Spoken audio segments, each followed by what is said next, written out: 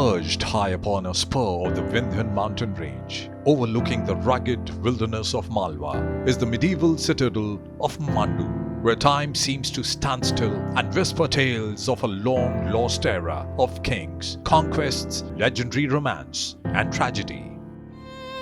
Mandu was deserted long ago, yet it is a preserved slice of life in medieval India. The huge palaces, elaborate mosques, talaus, and rainwater harvesting systems speak volumes of their engineering genius. Mandu has over 40 monuments divided on the basis of geographical location into 5 groups: the Royal Enclave Group, the Central Group, the Jahaz Mahal Group, the Sagar Talab Group, and the Revakund Group. The hill citadel is accessed through 12 gateways, many of which are inaccessible today. Dilli Darwaza on the north side serves as the main entrance and is richly ornamented with 5 arched openings.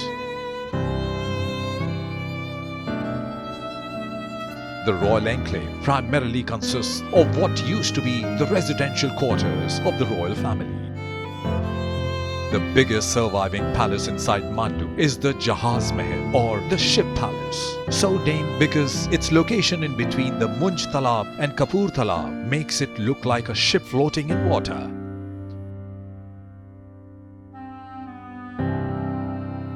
Jahaz Mahal was built by Sultan Ghyatuddin Khalji to accommodate his huge harem of 150 women. Standing on the terrace and soaking in the beauty and dexterity of its intricate artistry, one can't help but marvel at the excellence of the craftsmen of yore. The Hindola Mahal, or Swing Palace, was also built by Sultan Ghyatuddin Khalji in late 15th century to serve the purpose of a Diwani Khas. The Mahal, with buttress walls and departures, is austere but beautiful nonetheless. Dilawar Khan's Mosque, built in the early 15th century, which happens to be the first Islamic building in Mandu. Upon careful observation, one will notice the marked Hindu influences on its architecture. Gada Shah, who was most likely a wealthy resident of Mandu, had a spacious shop.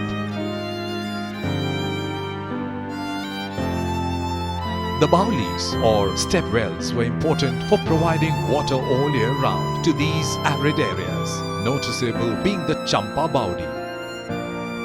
The Central Group comprises the first marble monuments in India that served as the inspiration for the Taj Mahal. Hoshang Shah started the construction of the famous Jami Masjid, but eventually it was completed by Mahmud Khalji. If one stands at the center, right beneath the dome, the voice is amplified. An ingenious way of sending out azan. The Taj Mahal is famous all over the world, but few people know that Shah Jahan derived its inspiration from Hoshang Shah's tomb in Mandu. This tomb, built in 1440, is India's first all-marble structure. Even after more than 500 years, it inspires awe. Ashrafi Mahal was originally a madrasa, but later it was designated to become the mausoleum of Mahmud Khalji. Natural disasters and the passage of time have left their mark on the beautiful structure, now mostly in ruins. Yet the intricately carved facade is visible. The Jahaz Mahal Group is a cluster of small but beautiful monuments, namely the Jahaz Mahal and tomb of Darya Khan. Jahaz Mahal actually has nothing to do with an elephant, but the massive pillars of the building have given this name.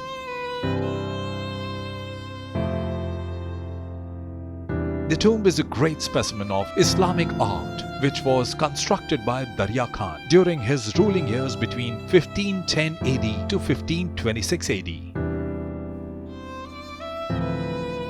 The Sagar Talab is one of the most serene spots in Mandu, especially when the tank is filled in the brim in monsoon. The surrounding area is dotted with a medley of buildings. Malik Mughil's mosque, built in 1432, is a spacious structure. Interesting fact being the pillars inside the mosque are actually dismantled portions of Hindu temples. The Caravan Sarai, or the Inn for Travelers, is a spacious complex offering beautiful views from its terrace. Dai Ka Mahal and Dai Ki Choti Behan Ka Mahal are two small but beautiful buildings which are dedicated to the royal nurses who evidently held prestigious positions in their life.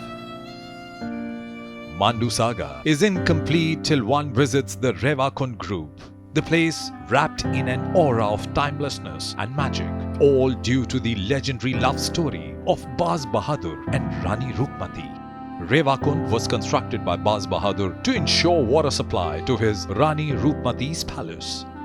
Legends have attributed religious significance to the Kund, wherein it is believed that river Narmada originates from this pool. Thus, pilgrims circumambulate this place. The pilgrims also take home fruits of baobab tree as an evidence of their visit to Revakund. What is known as Baz Bahadur's palace was actually constructed in 1508 by Sultan Naseeruddin Khalji. The palace is an interesting blend of Mughal and Rajput architecture. At one time, the walls were decorated with frescoes and ceramic tiles from Samarkand. Yet today, one can appreciate the panoramic view of the majestic Vindhyachal mountains. With their caustic quality, one can imagine the structure resonating with music and poetry that the Sultan was so very fond of. Roopmati's pavilion occupies one of the best vantage points in Mandu, being situated on a cliff overlooking the Nimar plains.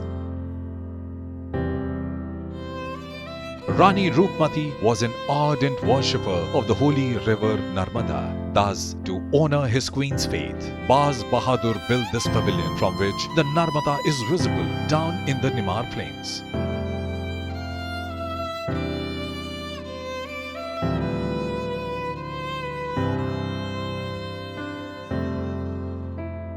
A visit to the pavilion on a moonlit night when the silvery light casts a magical spell on the land as the cool breeze seems to whisper the magical tale of Roopmati and Baz Bahadur is an experience of a lifetime.